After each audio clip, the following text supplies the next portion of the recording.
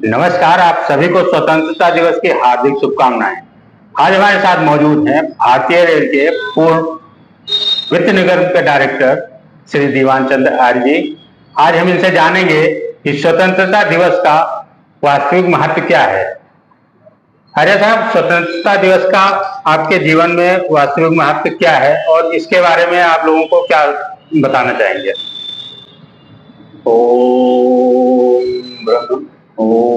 आ ब्रह्मं ब्रह्म ब्रह्मवर्षि जायताम आराष्टिरजन शूर ईश्वयो अति व्याधि महार्थो जायताम दुर्गति देनुर्वोढ़ अनडवान सुसप्तिर पुरंधिर्योषा जिष्णु गथेष्टा स्वेयो जमानस्य वीरो जायताम निकामे निकामे न पर्जन्यो वरस्तु फलवतियो न औषधीय पच्यंताम योग क्षेमो न कल्पताम स्वाहा ब्रह्मन् स्वराष्ट्रमे हूँ द्विज ब्रह्म तेज धारी क्षत्रिय महारथी हूँ हरिदल विनाशकारी ओमे दुधारु गौवे पशु अश्व आश्वाही आधार राष्ट्र की हूँ नारी सुभग सदाई बलवान सभ्य योधा यजमान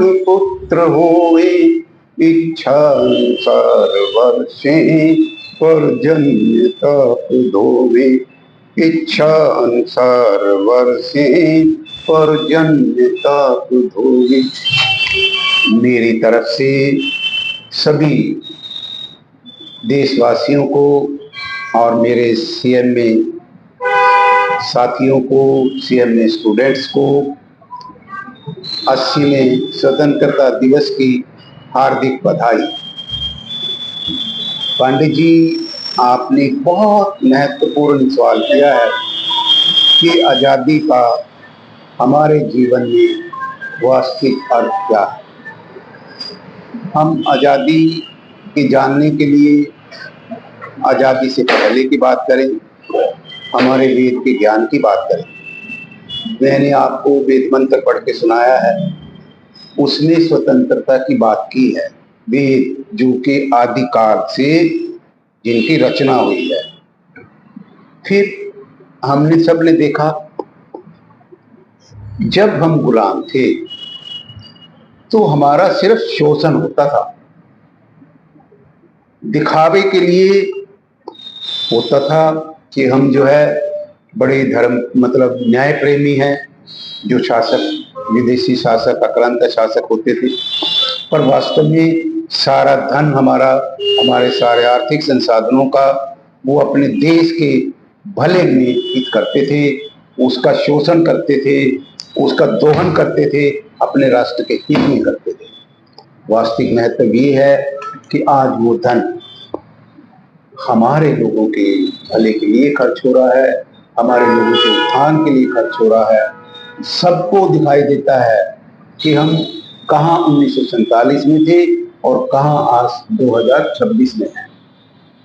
ये सारा जो है, अगर स्वतंत्र नहीं होते तो आज भी हम गुलामों की तरह से पीड़ित होते।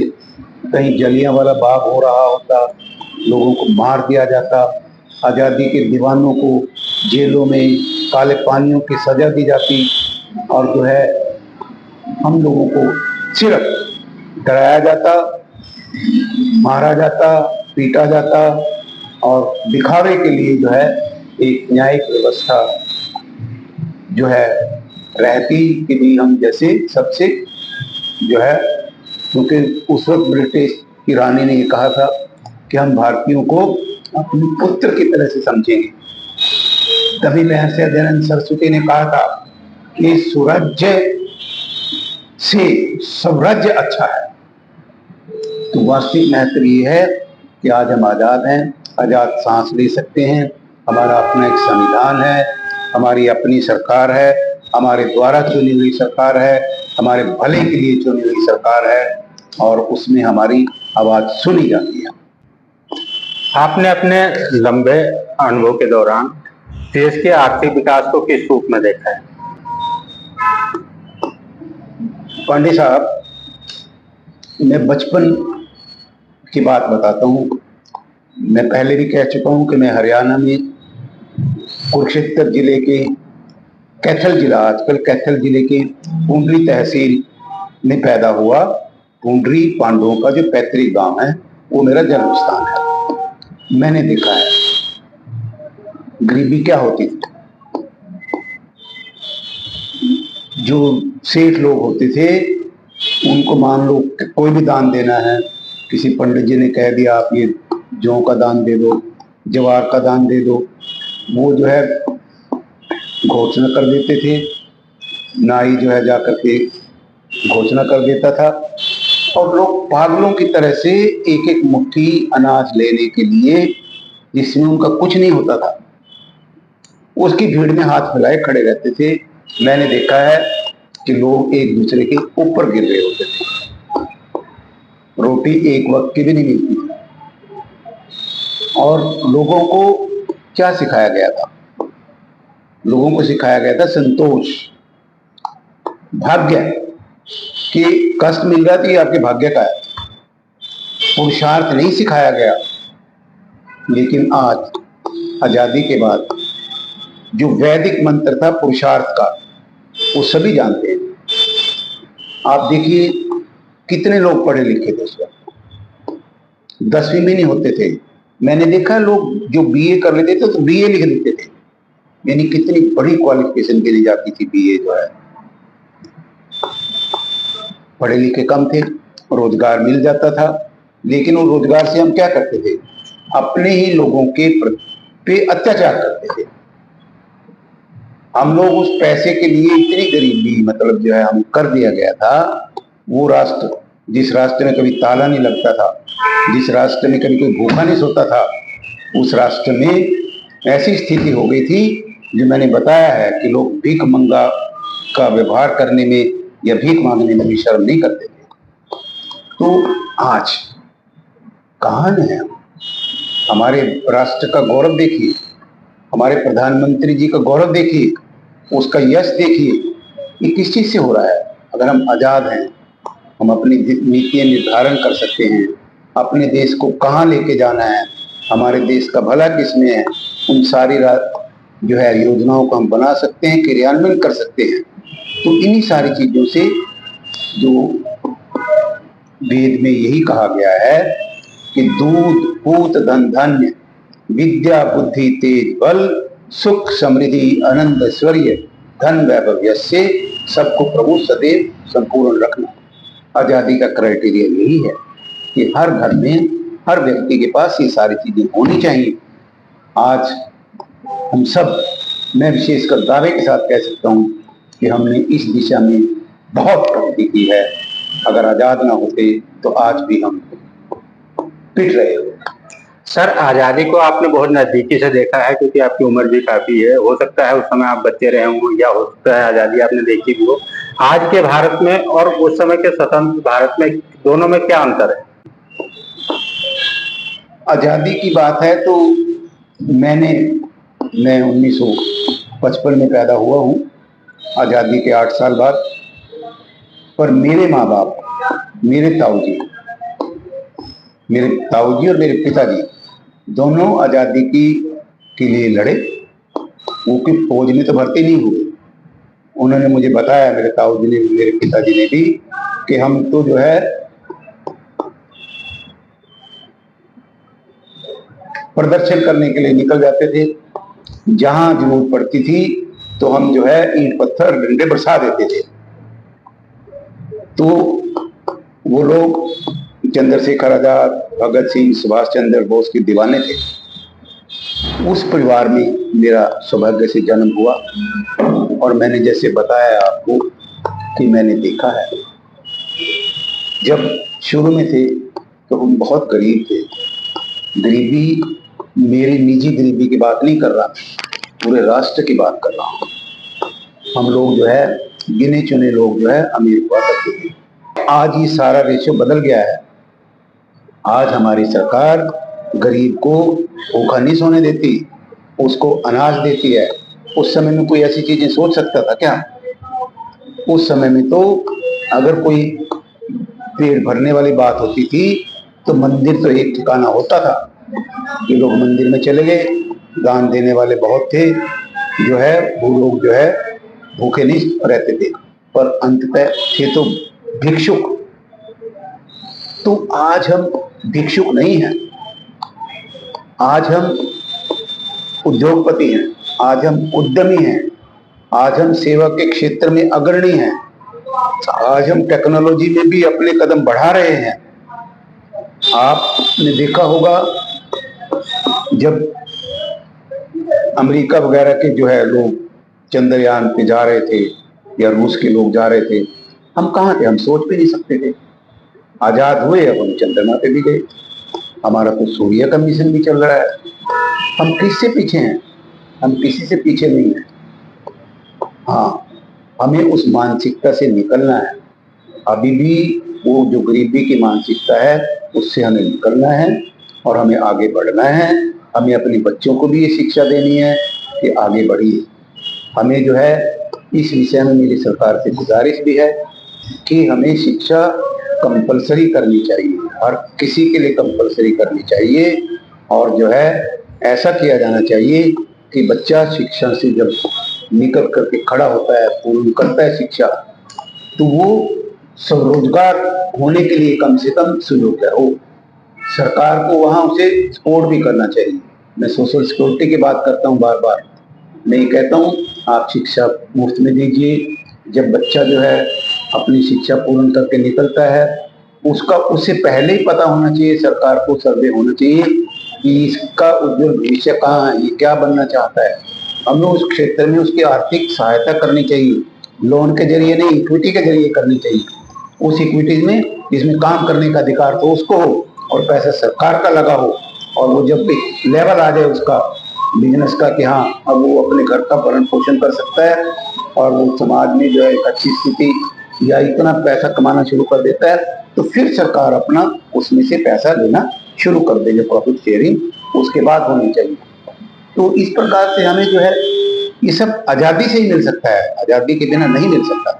सर, अभी आपने कहा कि आपके ताऊ जी और आपके फादर ने आज़ादी की लड़ाई में हिस्सा लिया था और उसमें सक्रिय भूमिका निभाई थी, तो वो आपको बताते भी होंगे कि उस समय अंग्रेज किस प्रकार से हम पे अत्याचार करते थे। आज जो हम पढ़ रहे हैं उन्होंने प्रत्यक्ष रूप में आपको दर्शाया होगा, क्या उसके बारे में थोड़ा प्रकाश डालेंगे? देखिए, ये तो पंडित साहब किसी से छुपा हुआ है ही नहीं कि क्या करते थे। नील की खेती किसानों के लिए घातक थी, पर अंग्रेजों को नील चाहिए था तो नील की खेती कराते थे। हमारे से जो है ना, आप देखिए जैसे वो लगान फिल्म आई, उनका लगान का कितना रेट ज्यादा था, उठने तो देते ही नहीं थे। व्यवस्थाएं ऐसी थी, वाणिज्य व्यवस्थाएं ऐसी थी कि उन्होंने अपने ठेकेदार को समझो छोड़ रखे थे, पर उसको कुछ भी दे दिया हो तो उठने का मौका तो मिलता ही नहीं था। हमने खुद देखा है कि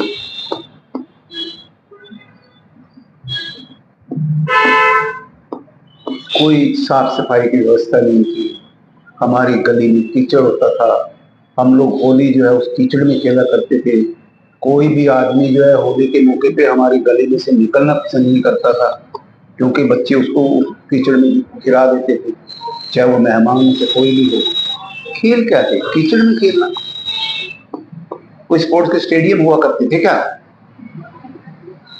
अगर कुछ होते थे तो वो अंग्रेजों के लिए होते थे, हमारे लिए क्या होता था? क्या हमारे को टेक्नोलॉजी खेती का उत्पादन बढ़ाने की थी? उनके वहां तो उत्पादन बहुत था, यहाँ पे यह कि खेती करो, लगान दे दो। हम इतने लोग खेती तो किया करते थे। सबको पता है कि खेती में 3-4 महीने का ही व्यवसाय होता है, सिर्फ जो है आदमी को पानी देना, खेती बुआई करनी है, काटना है जो है, बाकी 6 से 8 महीने तक तो उसको वो कोई भी रोजगार कर सकता है। पर क्या वो करता था? उसके बाद धन कहाँ था? वो तो रेडी भी नहीं लगा सकता था, छोटे मोटे दुकानदार हुआ करते थे। सर, आपने अंग्रेजों के राज्य को या उनके बारे में सुना है, स्वतंत्रता दिवस को बड़ी नजदीकी से देखा भी है। आज आप युवाओं को क्या संदेश देना चाहेंगे? कि जो हमारी आजादी की लड़ाई थी उसमें युवाओं का सबसे बड़ा योगदान है। चाहे वो चंद्रशेखर आजाद रहे, चाहे वो भगत सिंह रहे, चाहे वो उधम सिंह रहे, चाहे नेताजी सुभाष चंद्र बोस रहे, ये सभी जो है यूथ थे, युवा थे। हम तो आज के समय में हैं ही युवा राष्ट्र, दूसरे लोग तो वृद्ध जनसंख्या के राष्ट्र हैं। हमारा युवा वर्ग हमारे देश का भविष्य है, उन्होंने इस भविष्य को निखारना है।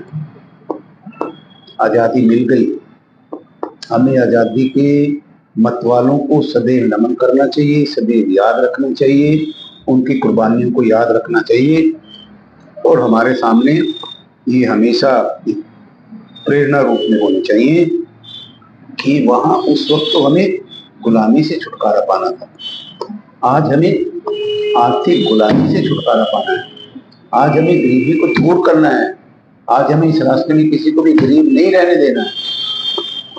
उसके लिए मैं युवा से कहूंगा कि सरकार तो अपने प्रयास कर रही है, सरकार से मैंने गुजारिश भी की है, लेकिन हम लोग जो है आप वॉलेंटियरली भी गरीबों को पढ़ाइए, वॉलेंटियरली गरीबों को शिक्षा दीजिए कि वो अपने पांव पर कैसे खड़े हो सकते हैं, आत्मसम्मान क्या होता है, भी क्यों मांगनी नहीं चाहिए, क्यों हमें जो है पढ़ना चाहिए। माँ सरस्वती के बिना किसका कल्याण है। हमें विद्या को प्राप्त करना चाहिए और बढ़ चढ़ करके करना चाहिए। हम अर्थ उपार्जन के लिए तो शिक्षा प्राप्त करें ही करें, पर हम सामाजिक शांति के लिए, सामाजिक सहभाव के लिए, सामाजिक सद्भाव के लिए भी शिक्षा प्राप्त करें। वेदों को मत छोड़ें कभी, वेदों की शिक्षा भी प्राप्त करें, जिससे हम वसुदेव कुटुंबकम की भावना को सत्य रूप में जी पाए। आज हम जी सकते हैं, गुलामी के समय में हम नहीं जी सकते थे। हमारे को जो है अपने मंदिर तक पूजा उपासना करने का अधिकार था, लेकिन हम किसी भी तरीके से वेद की बात नहीं कर सकते। तो ये थे पूर्व डायरेक्टर भारतीय रेलवे वित्त निगम श्री दीवान चंद्र आरजी। उन्होंने बताया कि आजादी का वास्तविक महत्व क्या है और आज के युवा आजादी को किस रूप में देखें और देश की आर्थिक व्यवस्था को किस प्रकार से सुदृढ़ करें। एनपी न्यूज मेट्रो के लिए सहयोगी चेतन शर्मा के साथ मैं नीरज पांडे, दिल्ली।